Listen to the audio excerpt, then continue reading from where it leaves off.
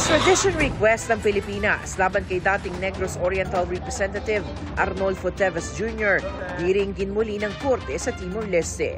Ayon sa Timorese news website na hatutan.com, ipinagutos ng Court of Appeals ang retrial para sa kaso ni Teves.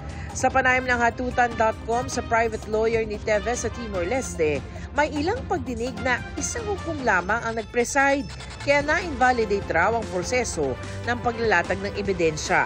Kaya kinatigan ng Court of Appeals sa Timor-Leste ang apela ng kampo ni Teves. Ayon naman kay Justice Secretary Jesus Crispin Remulla, susunod sila basta't nasa ayos ang lahat.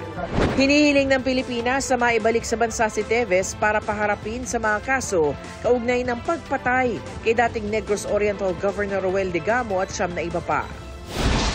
PNP giniit na hindi katang-isip ang tinatawag nilang Angels of Death ng Kingdom of Jesus Christ. Ayon sa PNP, may mga natukoy na silang pangalan.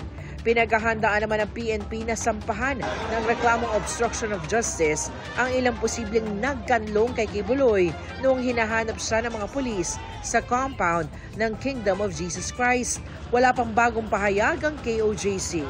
Para sa GMA Integrated News, Sanima Refra ng inyong saksi.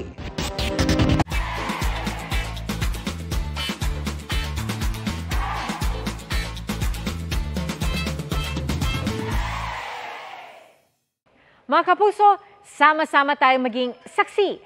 Mag-subscribe sa GMA Integrated News sa YouTube at para sa mga kapuso abroad, samahan niyo kami sa GMA Pinoy TV at sa www.gmanews.tv.